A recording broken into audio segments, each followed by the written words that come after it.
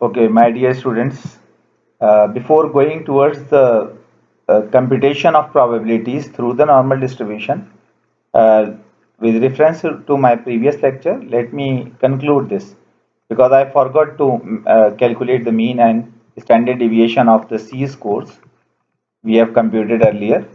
So, if we want to calculate average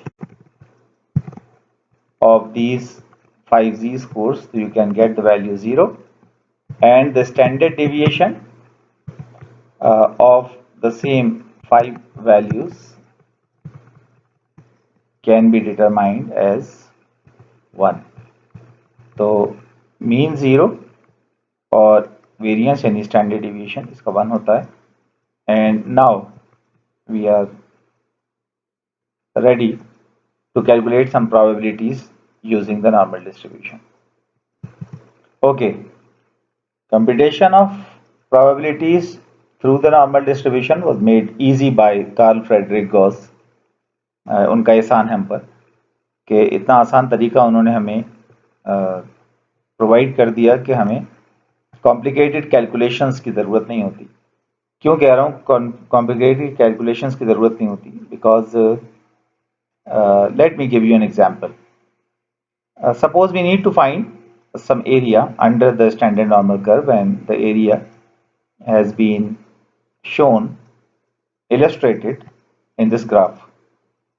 So this is the normal curve and standard normal obviously, and the area has been highlighted in with blue color, and this area is already calculated 0.8810, and on which value this area has been calculated, the z value is 1.18. So it is area to the left, it is not area to the right. Okay, so if we want to calculate area to the left of z of any value, so it can be done by using concept of calculus, which is this.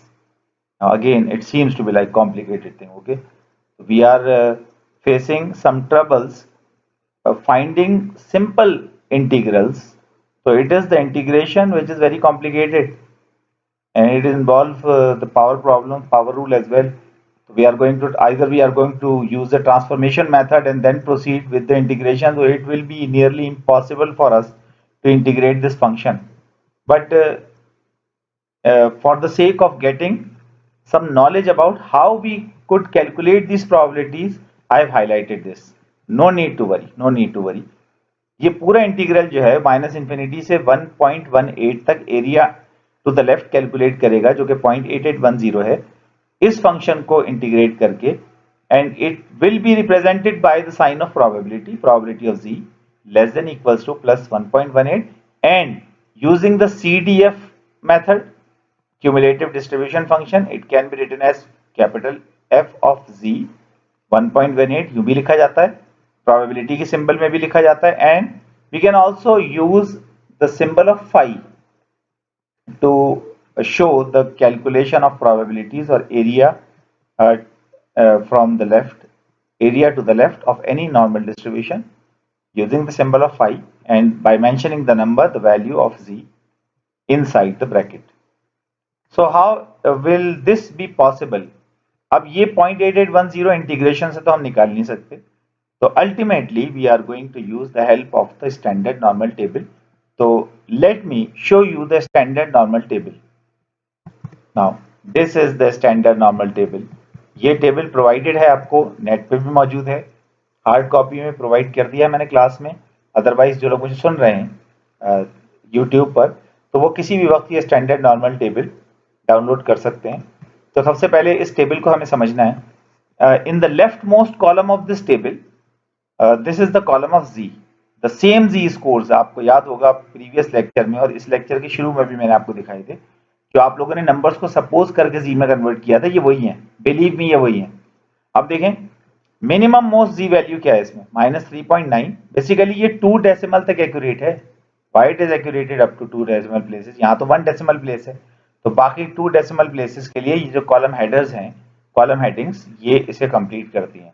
For example मैं इस तरह पढ़ूंगा -3.90, -3.91, -3.92, and finally the minimum most value क्या हुई, -3.99। तो -3.99 पर area to the left is the minimum most area of this table. अब आप खुद देखेंगे कि स्टैंडर्ड नॉर्मल डिस्ट्रीब्यूशन के बिल्कुल स्टार्टिंग में अगर आप हों तो समझे आपने कोई एरिया कवर ही नहीं किया, तो वही एरिया है 0.0003। इसी तरह what is the maximum most value, अब देखें जी स्कोर की जी वैल्यू तो मिनिमम -3 थी ना, तो थोड़ा सा एक्यूरेसी का फैक्टर इन्होंने बढ़ा दिया, -3 से भी बियॉन्ड ले गए -3.9 पे, Karl Frederick Gauss, and the maximum value of this table is +3.9, which is mentioned on the second page of this table. Now say this value +3.9, obviously ये 9 होगा, +3.99 पे the area is almost covered, क्योंकि total area under the curve using the method of PDF हम ये पहले prove कर चुके हैं कि total area under the curve जो होता है PDF के वो 1 होता है, 0.99997 तक तकरीबन एरिया कवर कर लिया। तो इफ द डिस्ट्रीब्यूशन है सिमेट्रिक, अगर ये डिस्ट्रीब्यूशन वाकई सिमेट्रिक है तो 50% एरिया किस वैल्यू पे कवर होगा, -3.99 से +3.99 के दरमियान में जो आएगी वैल्यू, जो कि मीन है इस डिस्ट्रीब्यूशन का, विच इज कॉल्ड 0। तो आप खुद चेक कर लें, चाहे -0.0 देखें या +0.0 देखें, ये 0.5 है, आधा एरिया कवर हो गया है।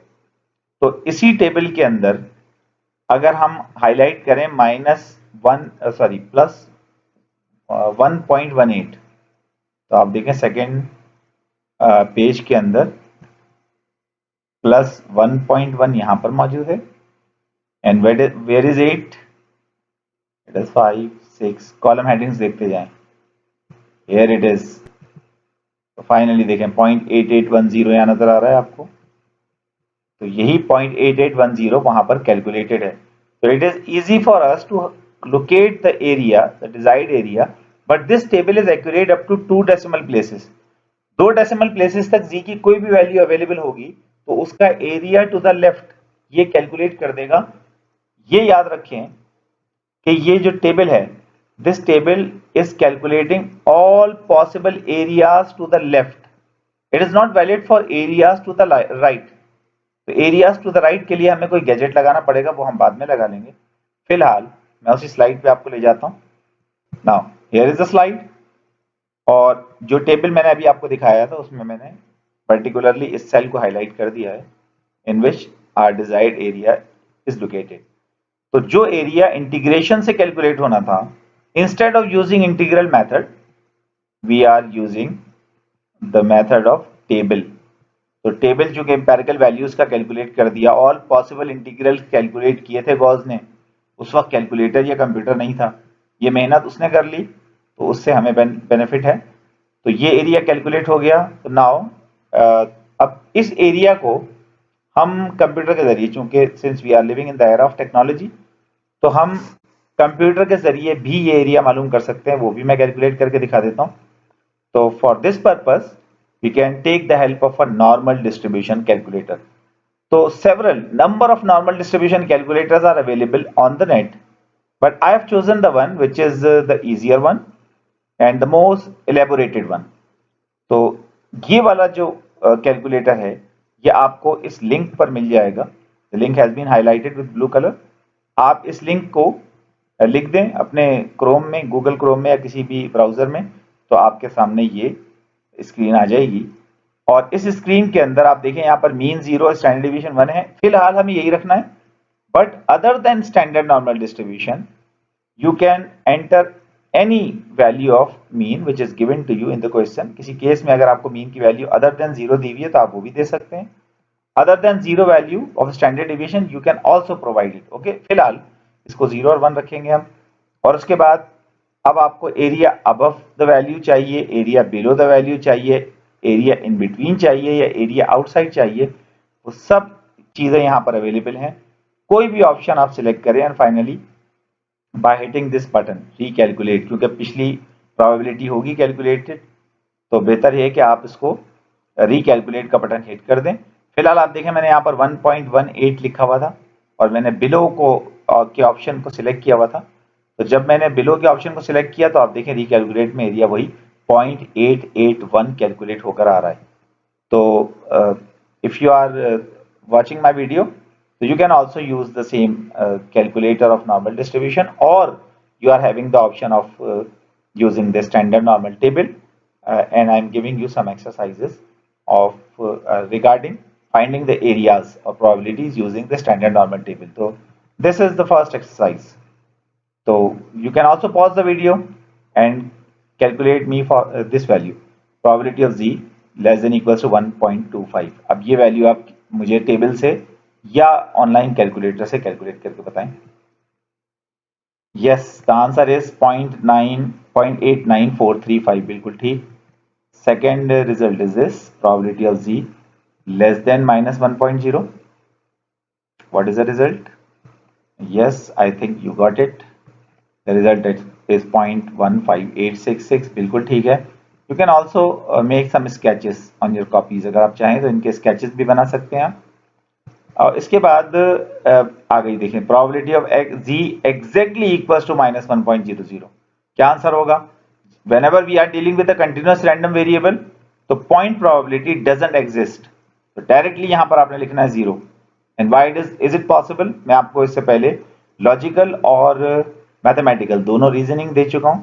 यहां पर मैं दोबारा आपको एक बात बता दूं कि अगर मैं -1 से लेकर +1 तक फंक्शन ऑफ z को इंटीग्रेट करूं, मैथमेटिकली मेरे पास आंसर 0 आता है। तो यहां तक तो हो गया।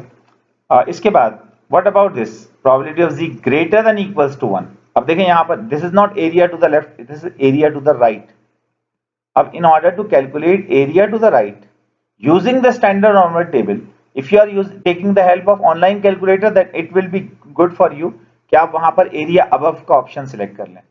If you are using the standard normal table, so you have to use the gadget. And what is the gadget? It is nothing but the 1 minus formula. So any probability which is greater than equals to can be calculated by subtracting the less than probability from the unit value which is total area under the curve. अब देखें mathematically अगर कोई यहां पर गलती कर दे, less than equals to ही लिख दे, तो स्टूडेंट की गलती नहीं मानी जाएगी, but if I commit such mistake तो it will be count as a mistake, क्योंकि यहां पर ग्रेटर देन इक्वल्स टू में 1 शामिल है, तो मुझे यकीनन माइनस करके निकालने में 1 को यहां इंक्लूड नहीं करना है। बारह रिजल्ट तो सेम है, ये रिजल्ट आप लोग निकाल चुके हैं। z is less than -1 which is 0.15866. You can also write the same value over here, and then you can get, I'm sorry, ये मेरे से गलती हो गई, ये probability of z less than -1 था, sorry. You have to calculate the observe the value of z less than +1. तो z less than +1 की जो वैल्यू है वो 0.8413 टेबल से मिलेगी आपको, and it will give you the same answer. अब आप देखें ये आंसर आया है probability of z greater than equals to +1 का जो आंसर आया है वही probability of z less than -1 का है। तो now it is clear, since the distribution is symmetrical, so in normal distribution case probability of greater than equals to plus will always be equals to probability of less than equals to minus, or vice versa. So I hope that you will remember this theorem. Probability of greater than plus is exactly equals to probability of less than equals to minus, ठीक है? और and vice versa, probability of less than equals to plus will be equals to probability of greater than equals to minus. And finally, what if we want to find the area under the curve within a range? Since we are dealing with the standard normal table, तो standard normal table जो Karl Frederick Gauss ने बनाया था, जो table मैंने थोड़ी देर पहले आपको शो भी किया, वो आपके सामने भी होगा, तो उस टेबल में सारी probabilities area to the left हैं, यानी लेस देन इक्वल्स टू की हैं। तो if we are having such problem, again online calculator है तो आप इन बिटवीन करके निकाल सकते हैं value, but if we are only having the standard normal table, तो how we can do it?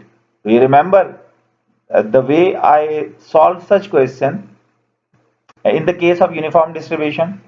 यकीनन इंटरवल की प्रोबेबिलिटी आपको याद होगा, probability of an interval can be found by subtracting the smaller area from the larger area of the same limits. तो आप इन दोनों values को कैलकुलेट करें, since one is the higher value, area under the curve निकाल लें, area to the left from the table observe कर लें, और -1 तक का एरिया ऑब्जर्व कर लें, दोनों एरियाज को जब आप सब्ट्रैक्ट करेंगे you can get the result and the result is 0.6826। I guess यही रिजल्ट होगा जो यहाँ हाईलाइटेड नहीं है, तो यहाँ भी थ्योरम है, वही थ्योरम मैं यहाँ रिपीट कर रहा हूँ। If you want to calculate the probabilities within an interval, this can be possible by subtracting the smaller area from the larger area. And in the next video I will show you how to observe the quantiles or the percentage points. तो वो एक अलग है, inverse consideration of standard normal table है। तो यहाँ तक हम लोग इस काबिल हो गए हैं कि हम लोग area under the standard normal curve using the standard normal table find कर सकते हैं, और प्लस हम ऑनलाइन कैलकुलेटर को भी यूज कर सकते हैं। Thank you very much.